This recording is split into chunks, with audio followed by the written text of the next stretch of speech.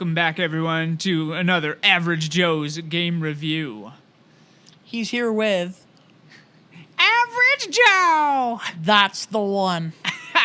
The one and only. And we are here on the eve of our winter solstice holiday break, whatever you want to call it, whatever you celebrate. Merry Crisis. Merry something and Happy New Year. Indeed. You won't see us till 2019. It'll be a good year, guys. Oh, yeah. 2019's got to be better than 2018, right? I mean, with Stan Lee and all that, you know, but we don't talk about that, all right? He can't die twice. Now we just get to hang around with the memories and watch the new Marvel movies that are Maybe still if we're coming lucky, out. the creator of DC will go next, and then it'll be even. At least we can use our imagination and still make him have cameos in all the movies. On the bright side, he can still have cameos in video games and stuff. Or Spider-Man movies when they come out. Ooh, and like the new... I don't know if they're doing one in the new Infinity War, but that's off topic. Anyways, we are actually here today to discuss Red Dead Redemption 2. That was a pretty great Wild West whistle there, Harold. That was pretty impressive. So tell us a little bit about Red Dead Redemption. Well, 2. Red Dead Redemption 2 is a prequel to Red Dead Redemption 1. That's just confusing. I know, isn't it? But, I mean, it's like having the Star Wars movies, like episode 4, 5, and 6 for the first ones. On those. And then they're like, no, I swear that's 4, 5, and 6. This is 1, 2, and 3. Prequels are just messy. So was this like the Star Wars movies where the new one was terrible and not as good as the old one? I never played the first one. But as far as I'm concerned, because it's a bit of a spoiler, but you play as... I know, so quickly we're into getting into spoilers, but you know... Wait, can I just clarify my question? I meant when they did 4, 5, and 6, the first set of prequels, the newest new ones, I actually enjoyed. No. The prequels were the terrible ones. No, prequels Just to were put that out good. there. Prequels are good. And every movie following episode 3 is bad. That's another discussion for another day. That's another roast session for another day. That's what that is. It's going to be a roast session. Whole place is going to go down in flames. Oh my gosh. So back to Red Dead Redemption. Indeed. What are your thoughts? Well, I like the characters and the story. All the characters except for one I liked. And the one that I didn't like turned out to be like the main villain. Oh my gosh. Or like one of the... We won't get into spoilers yet. Yeah, he turns out to betray you, and like, you know, I was like, I knew it. I knew he was a rat. It's a pretty heavily storyline kind of game, right? Well, there's a 60-hour-long story mode, not considering like travel times and stuff, like considering traveling to one area or another and stuff like that.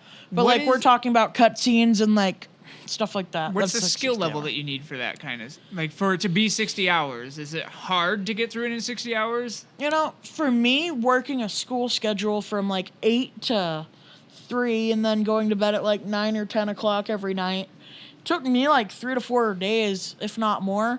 And that's coming from a guy who, when he gets games on Christmas coming up soon, he plows through them in one day. Yeah. So... And but you wouldn't be able to plow through it in one day if it's 60 hours, right? That's the thing, Harold. And you want to know the best part? If you buy it for $60, that's $1 an hour for entertainment, which is what makes video games good. Because if you go to the movies, you get like an hour and a half of entertainment for like $30. But with a video game like Red Dead, it's $1 per hour of entertainment, not including the online mode, which has a story of its own. Where are you going to the movies that you're paying $30 to see a movie? All right, well, if you go to Essex Cinemas, Harold, and then you go and you get your popcorn, you get your ticket and your drink and your candy, depending on what sizes you get, it can be upwards of like $20. That is a lot. If you get like a medium popcorn, what I usually get is cookie dough bites and a medium drink. That's like $25. Phew, that adds up quick. I usually bring my water in. See, the only time, you know, I encourage this, but I don't do it, is bringing your own food.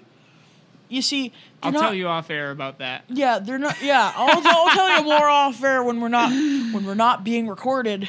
But when you go and you bring your own food, I've only ever done it once, and it was way better, and it was way more enjoyable because I got like a hot sandwich, and it was just, Oh my gosh! I'll bet the people around you were like wanting to. They were looking at me, and I was like, "You guys are not thinking clearly." That was when I went and saw Black Panther. Garbage movie. That was an amazing movie. It was garbage. You stop it. We're getting back to video garbage. games. It was garbage. Red Dead Redemption. You know what? That was one of my favorite movies of 2018. End of story. Red Dead Redemption. Unlike Black Panther, Red Dead Redemption is a good game that I say is worth the price. How much like a movie were some of the cutscenes and stuff? You know, a lot of the cutscenes had like little like jump spots that had like little like random things you didn't expect that made me like pause the game and just like put my hand over my mouth being like, wow. Ugh. And like certain like plot twists and stuff like that, like stuff kicks up randomly. Like all of a sudden you're helping like two families, and then all of a sudden you're just walking the streets and bang, someone's dead. It's like, what? It's like, how did that just happen? Oh, wow. And then like one major gripe, I have a couple major gripes to the game and like a couple good things. So I'll start out with a good, then we'll move into bad. I like how long it is, how long the story is. I like the characters, the story. I really like the aiming system and like the Deadeye ability, because the aim is like kind of like auto aim, but it depends on, but like there's like certain like little systems to it. Like it depends on how clean your gun is. You gotta clean it to make sure like it like if it's dirty. So there's a game mechanic. Yeah, if it's dirty, it lowers the weapon's stats, like damage and stuff, and like reload speed. That's kind of cool. Yeah, so if your weapon is like really clean, it's like a high power weapon, you're one-shotting people left and right. But if you take that same gun and it's like completely dirty, there's 0% on the clean bar, it'll tell you like needs a cleaning. And it'll like take 3 shots to kill someone, 3 or 4 shots. For the length of the game, how well does it compare to other games of like similar style? So other shooter games and stuff that you're playing? Well, this is more of an open world game. It's wrong to compare it like this. It's wrong to compare it to Skyrim, but it's the first thing that comes to mind, because Skyrim is like melee weapons and stuff, and this is guns, and it's a way different. So basically, I can creature. quote you on saying Red Dead Redemption 2 is basically a Western Skyrim. You cannot quote me on that, because it's the first thing that comes to mind. You know what? If we weren't pinched for time, I could, and you gave me time to research this, I could find a game that it's similar to. But Skyrim is the first one that comes to mind. Awesome. Yes, awesome. But there's a bunch of different things you can buy with money you earn from missions and stuff. There's like guns, you can go and drink in a bar, you can buy horses, you can buy different guns and ammos and clothes and stuff. So the 60 hours that you mentioned earlier is kind of like if you go straight from one point to the next, right? Yes. Okay. Not including all the random stranger missions and random people you'll find asking for help. How fun is it if you just do that, the main storyline? Which is what I did mainly. I did like maybe 4 or 5 side missions. And then are you able to go back and do the side missions after? Yes, because there's an epilogue and you get to play as a different character after the ending. Nice. So how fun is that? But the epilogue has its own story to it that wraps everything up in a nice little bow tie and like pushes you on to the next game to like set up that story. So either Red Dead Redemption 3 or 0? Red Dead Redemption, just the first one. It sets you up for that game since this is a prequel. So you finish the like epilogue story. Yeah, I see you cackling over there. So you finish up the story there, and then you move on, and you can go and finish up all the side quests, and it gives you like a crap ton of money. It's just like, go spend it, go get every upgrade, go do your thing, have fun. Which I didn't really want to do because I played it for the story. So once the story was done with, I was like, all right, online mode now. So what were the things that you had gripes about? My gripes are mainly with the online, but my biggest one that I was watching other people's game reviews and I actually really agreed with is classic Rockstar linear story missions, where it's like, all right, go and attack this base, but do it the way we want you to. Don't be creative. Follow our step. We're going to treat you like you're 2 and you don't know what you're doing. Do what we tell you to, and everything will turn out fine. That's through the whole game or just in the tutorial? It's most of the game. Wow. In the tutorial, The tutorial almost feels similar to the entire rest of the story. And they said that you can play the game without, like, the radar on. Here's a really good example of it. They said you can play it without the radar, and, like, then you can follow, like, road signs, and it's, like, hyper-realistic, and, like, people will give you directions, which is really cool, right? But it doesn't work. Like, it works to get to certain places, but when you're doing a mission and it's like, hide the wagon in an inconspicuous location, you can't go and pick where you hide it. You have to hide it in a certain area that you won't know where it is unless you turn on the map. Huh. Yeah, which is just, it completely ruins the whole thing. But overall, you enjoyed it. Yeah, overall, I really liked it. But, like, it's just classic Rockstar linear story missions. Like, do this now and then. And, like, in the online mode, there's, like, a story mode that you can do. But if you try to do the missions too quickly, it'll, like, stop you and put a cooldown on it. It's like, do what we want you to when we want you to do it. Not a moment before, not a moment after. So what was the thing with the karma in this game? All right, so the karma was something that I really liked. And basically, there's good and bad karma with benefits to both, right? So, like, bad karma, you get more like jewelry and stuff from looting dead bodies from enemies you kill. But if you have good karma, you get, like, discounts in shops and stuff like that to, like, help you buy stuff quicker, not waste as much money. But the issue with that, so the karma is around money? Yeah, mainly. Okay. It's about, like, earning money and, like, just being a good person.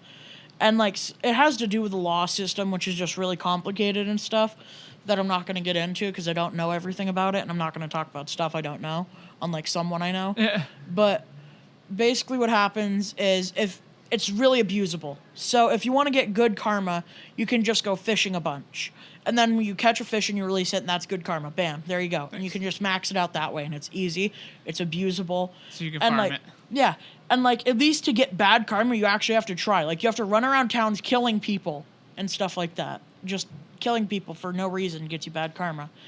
But sometimes the mission will automatically give you bad karma, so you go to rob a bank and you try to blow open the vault door, and you accidentally hit the clerk and he dies. Like, the guy behind the counter. Bam, bad karma. Yeah, and that would give you bad karma. Yeah, but, like, there's no other way to do it because it says blow open the vault door. And since it's Rockstar's classic linear thing, you don't get to, like, open it, like, quietly or, like, break the lock. You can do that once you're inside to, like, not harm the money and stuff. But it takes longer, which is fine, which is what I did. But it doesn't affect your karma. But there's no other way to open up the door other than blowing it open. Oh, jeez. So you just have to take that bad karma on the chin and be like, well, crap. Which I really don't like. Well, do you have any other thoughts or comparisons? I like the online mode, but my major gripes with it is I'm just a disclaimer. This online mode is still in beta. It came out, I think it was late last month in November. Oh, wow. So it's pretty new. Yeah, it's like brand new. When did the game itself come out? It came out in October, I'm pretty sure. Like, yeah, released in the same month as Black Ops. Just really late in, but I didn't get it until a couple of weeks ago. But the online economy is just horrible. I hate it. It's not good. So, online mode, you used to get a lot of money from doing the missions, like the online PvP missions and stuff. And at the start, you didn't. It was hunting and fishing. That was the main way to get your money. But then they swapped it around. So the mini games are the main way. And they just can't get it together, and there's no, like, businesses and stuff. And when you're leveling up, you don't have enough money to go and buy a bunch of different guns, all the good guns. You don't know what's good off the bat. And you have to, like, get food and stuff. That way your character can refill their health and stuff. And you don't have enough money for these guns. So you go into online mode, and you have these horrible weapons, and you just get completely... decimated. Yeah. Steamrolled. It's horrible. Oh, would you recommend the game to other players? I would really recommend the game. It's really good, but just my main issues is it's hard when you're starting out in the online mode, but it's only in beta. So this kind of stuff will be fixed. I guarantee you. Work the kinks out. In February or something, this game is an absolute pickup. It's going to be amazing. I can already tell. The game took so many years to develop. Wow. It's 100 awesome. gigabytes. It's a huge game. Some of the clips and stuff that I saw of the gameplay looks really cool. Like the graphics are amazing. Yeah, the game is incredible looking, but I only have a base Xbox, so I can't tell you what it's like in 4K as much as many people would like to hear. Well, it's better than a PS3.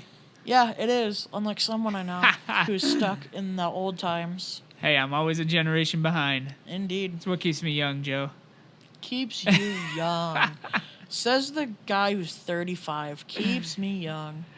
What's your overall rating? My overall rating, this game deserves a 10 out of 10, but I'm just being really nitpicky, and I'm the guy who says no game's perfect, so I'm going to have to give it a 9.5. That's pretty awesome, though. I think that's your highest rating so far. Yeah, it's my highest rating so far, and it's a really, really good game. Actually, no, I'm going to drop that down to an 8. I'm dropping it down to an 8, actually. Just a whole point and a half? Yeah. You're skipping over 9? Yeah, I'm dropping it down an entire point and a half. I know, this might seem unfair. No game's perfect, and this isn't a game that's going to keep me coming back. So why not? What would keep you coming back to it? There's not enough variation. It's got the same issue I have with GTA. It's just too grindy. So the story itself is awesome. The story itself is awesome. And not really worth revisiting. I don't play stories more than once. If you want to do...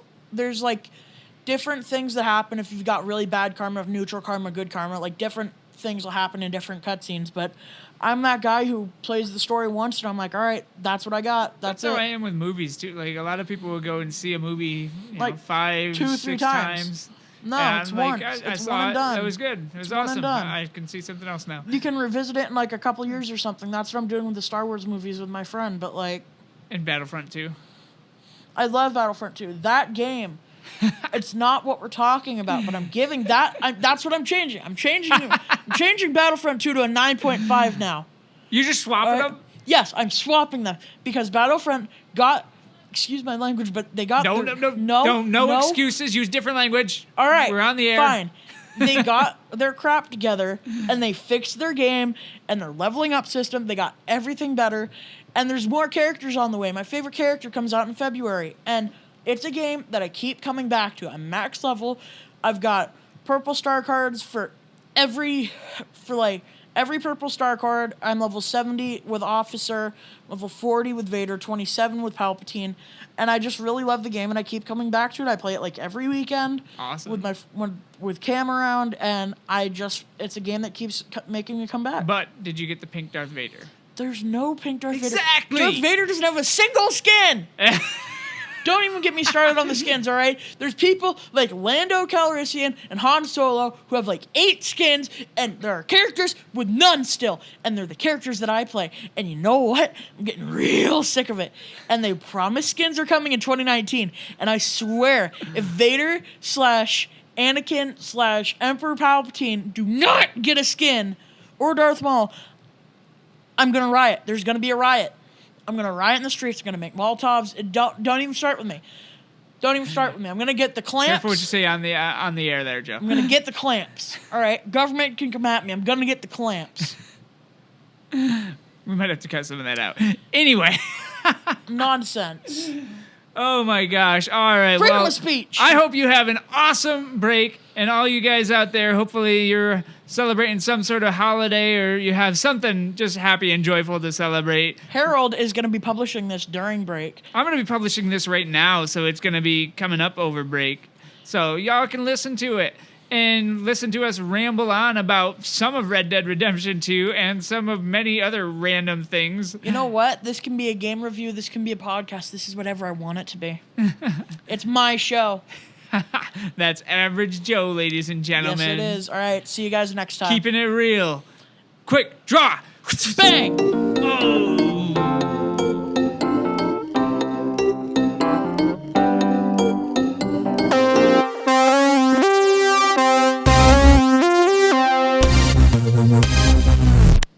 The bloops.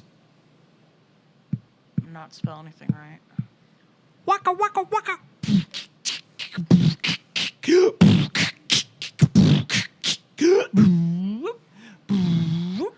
It's a podcast, Harold, not beatboxing. It's a podcast. What was the thing with karma in this one? Did you like that? Or? All right, yeah, so I really liked the honor system they went for, but in my opinion, it didn't really work because I was trying to get good karma, but sometimes in the missions, it would automatically give me bad karma for doing stuff. Like, it would say, like, blow open this vault We're gonna have to cut that out. But,